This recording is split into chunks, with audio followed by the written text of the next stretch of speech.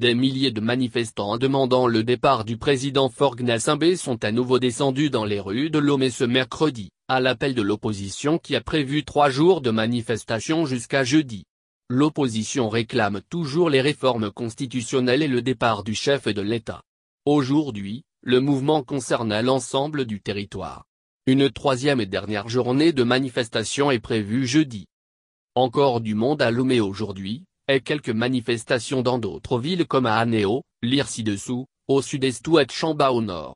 Les slogans sont toujours les mêmes, fort, dégage, 50 ans ça suffit, le Togo n'est pas une monarchie.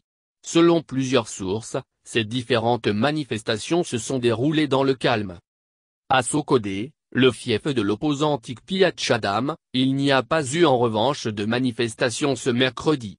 Mardi, des militaires lourdement armés avaient empêché les militants de l'opposition de se rassembler et aujourd'hui chacun reste chez soi, comme le raconte un habitant. On ne voit que des militaires dans les rues, ils quadrillent la ville, c'est une ambiance de ville morte. Un défenseur des droits de l'homme parle d'une trentaine de blessés, l'un d'eux a reçu une balle dans la jambe.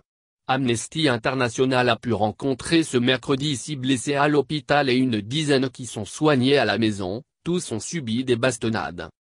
Dans un communiqué conjoint, l'Union européenne, les Nations unies et les ambassades de France, des États-Unis et d'Allemagne déclarent accueillir positivement les mesures d'apaisement annoncées par le gouvernement tout en appelant les manifestants à témoigner de leurs convictions par des moyens pacifiques. Les délégations encouragent toutes les parties à reprendre le dialogue pour sortir de la crise. Anéo manifeste pour la première fois depuis le 19 août. Une nouveauté, la ville d'Anéo à 45 km à l'est de la capitale, a manifesté pour la première fois et dans le calme.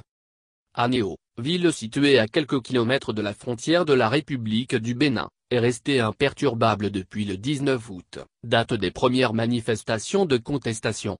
Anéo et ses habitants n'ont pas oublié les bastonnades et les humiliations de 2005, des faits qui ont imposé la peur et depuis toutes les velléités de contestation sont restées en veilleuse. Contre toute attente, les populations sont sorties ce mercredi et pour une fois, selon le député Patrick Lausson de l'Alliance nationale pour le changement, c'était un coup de maître. Cette manifestation a eu lieu parce que la jeunesse qui est là l'a souhaité, l'a sollicité. Ce n'est pas la coalition qui a voulu qu'il y ait une manifestation à Anéo aujourd'hui.